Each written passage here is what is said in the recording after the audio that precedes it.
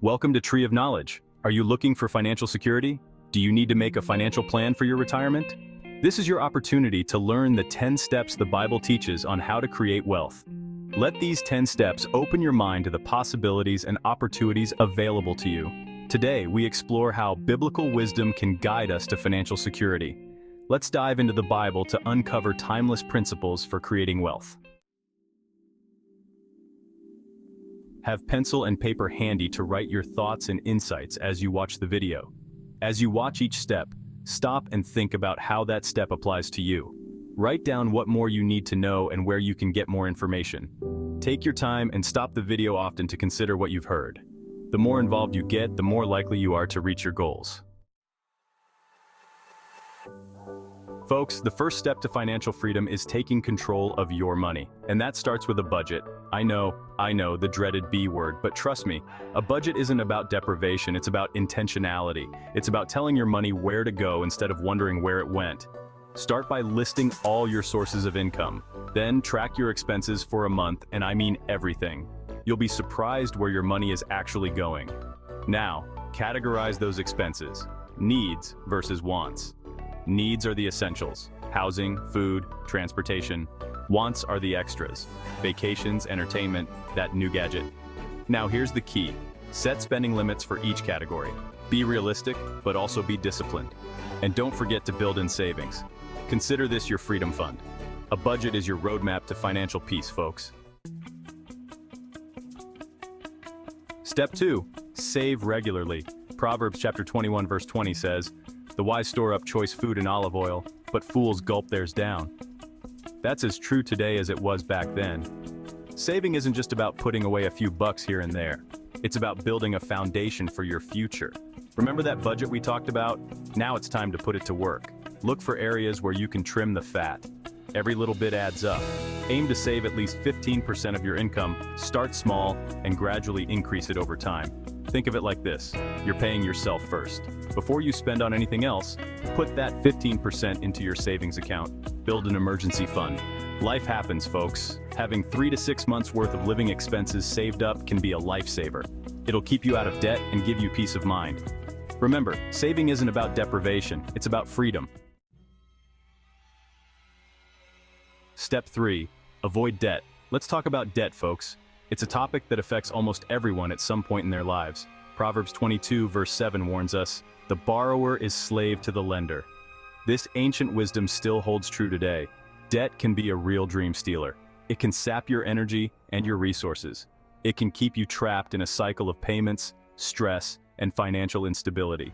The constant worry can affect your health and relationships. Now, not all debt is created equal. Some debts can be beneficial, while others can be detrimental. There's good debt and bad debt.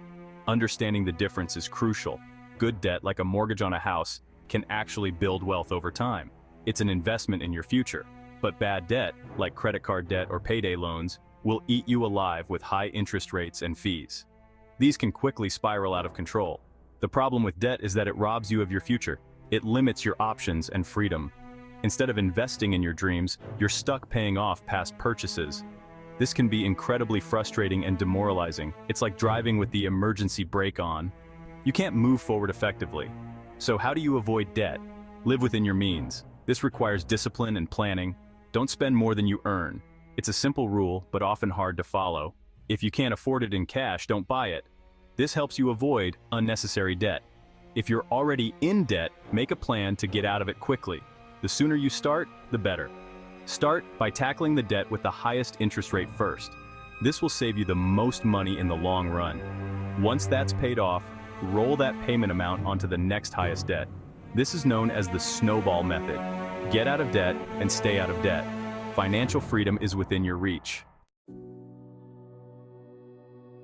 Step 4. Invest wisely. Now, let's talk about putting your money to work for you. Ecclesiastes 11 verse 2 advises, "Invest in 7 ventures, yes, in 8. You do not know what disaster may come upon the land."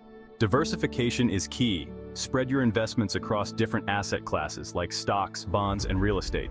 Do your research and seek professional guidance if needed. Start investing early and consistently. The magic of compound interest is on your side. The earlier you start, the more time your money has to grow. Even small amounts invested regularly can add up to a significant nest egg over time. Have a long-term perspective. Don't panic sell when the market dips. Investing is about riding out the ups and downs and staying focused on your long-term goals. Remember, investing isn't just about making money, it's about creating a secure future for yourself and your family. Step 5. Give generously. Proverbs 11 verse 25 says, "A generous person will prosper. Whoever refreshes others will be refreshed." When we give to others, we're also opening ourselves up to receive more blessings. Giving doesn't always have to be about money. It can be about your time, your talents, or simply a listening ear. Find a cause you're passionate about and get involved. When you give generously, you're not only making a difference in the world, but you're also cultivating an attitude of gratitude in your own heart. And gratitude is a powerful magnet for attracting more abundance into your life. Remember, it's not about how much you give, but the heart behind it. Give cheerfully, give generously, and watch how it transforms your life and the lives of those around you. Step 6. Seek counsel. Now folks, I'm all about taking control of your finances and making your own decisions, but that doesn't mean you have to go it alone. Proverbs 15:22 tells us, "Plans fail for lack of counsel, but with many advisors, they succeed." Seeking wise counsel is crucial for financial success. Even the most successful athletes and business leaders have coaches and mentors. They understand the value of having someone in their corner who can offer guidance, support, and accountability. Find someone who has your best interests at heart and who has a proven track record of success. Be open to hearing different perspectives. Don't be afraid to ask questions and challenge assumptions.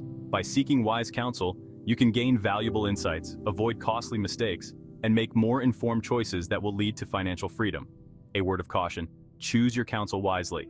Ask yourself, is this counsel ethical, trustworthy? What is the reputation of this counsel? No matter is the counsel is a person or a source of information, what is their motivation? Is this counsel righteous in God's eyes? Choose wisely. Step 7. Work diligently. Let's talk about the importance of hard work, folks. Colossians 3:23 encourages us, "Whatever you do, work at it with all your heart, as working for the Lord, not for human masters." There's no substitute for hard work. It's the foundation of success in any area of life, including our finances. Now, I'm not talking about working ourselves to the bone. It's about having a strong work ethic, being dedicated to our goals, and putting in the effort to make our dreams a reality. Success isn't a lottery ticket. It's not about luck or chance. It's about showing up day after day, putting in the work, and staying committed even when things get tough. There will be challenges along the way. There will be setbacks and obstacles, but it's how we respond to those challenges that determines our ultimate success. Let's be diligent, persistent, and never give up on our dreams. Step 8. Now folks, in a world that's constantly telling us we need more, it's easy to get caught up in the hustle and bustle. It's important to cultivate an attitude of contentment, to find peace amidst the chaos. 1 Timothy chapter 6 verses 6-8 reminds us, "But godliness with contentment is great gain, for we brought nothing into the world and we can take nothing out of it." This passage teaches us that life is fleeting and material possessions are temporary. Contentment isn't about settling for mediocrity or giving up on our dreams. It's about recognizing the value in what we already have. It's about finding joy and satisfaction in the present moment, regardless of our circumstances. It's about being present and mindful. It's about appreciating what we have, the little things that bring us joy, rather than constantly striving for what we lack. It's about choosing experiences over material possessions. Contentment doesn't come naturally in our consumer-driven society. We're constantly bombarded with messages that tell us we need more to be happy. We're told we need the latest gadgets, the biggest houses, and the most expensive clothes to be happy. But true contentment comes from within. It's not about external validation. True contentment is a state of mind, a choice we make every day. It's about aligning our priorities with what truly matters. Our relationships, our health, our spiritual well-being. Let's focus on gratitude, simplicity, and finding joy in the simple things. The beauty of a sunset, the laughter of children, the peace of a quiet moment. True wealth isn't measured by our possessions, but by the richness of our experiences and relationships. It's about the love we share, the memories we create, and the contentment in our hearts. So let's embrace contentment, find joy in the present, and cherish the moments that truly matter. Step 9. Now, folks, I've shared a lot of practical steps for achieving financial freedom, but there's one more ingredient that's absolutely essential: trust in God. Matthew chapter 6, verse 33 advises, "But seek first his kingdom and his righteousness, and all these things will be given to you as well." When we put God first in our lives, including our finances, he promises to provide for our needs. That doesn't mean we sit back and wait for blessings to fall into our laps. God calls us to be good stewards of what he's given us. That means working hard, managing our money wisely, and being generous with what we have. When we trust in God's provision, we can let go of worry and anxiety. True financial security isn't found in the size of our bank accounts, but in the security of knowing that our needs will be met. Step 10. Finally, folks, let's talk about the transformative power of gratitude. 1 Thessalonians chapter 5, verse 18 reminds us, "Give thanks in all circumstances, for this is God's will for you in Christ Jesus." This verse encourages us to maintain a thankful heart no matter what life throws our way. Gratitude is more than just saying thank you. It's about cultivating a deep sense of appreciation for the blessings we often take for granted. It's a heart attitude that recognizes and appreciates the good in our lives. This mindset can transform our daily experiences and interactions. When we practice gratitude, we shift our focus from what we lack to what we have. This shift helps us to see the beauty in the simple, everyday moments. We begin to see the blessings in our lives, even in the midst of challenges. This perspective can bring a sense of peace and contentment, and that shift in perspective can have a profound impact on our finances. By appreciating what we have, we make wiser financial decisions. When we're grateful for what we have, we're less likely to overspend or accumulate debt. We become more mindful of our spending habits.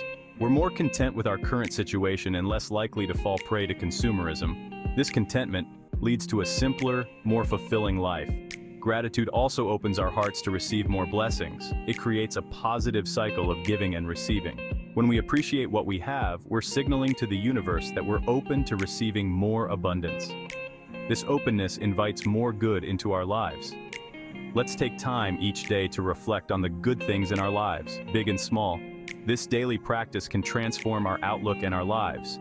Remember, gratitude is the key that unlocks the fullness of life, including financial abundance. Embrace it and watch your life transform. Well, folks, there you have it. 10 biblical principles for building a secure financial future. Remember, true wealth isn't just about money. It's about living a life of purpose, generosity, and contentment. It's about using our resources to make a difference in the world and leave a legacy that matters. By following these principles, you can experience true financial freedom. Thank you for watching Tree of Knowledge. Don't forget to like, share, and subscribe for more wisdom-filled content. And please leave your thoughts and reflections in the comments section. Your reflections may help someone else. Be blessed.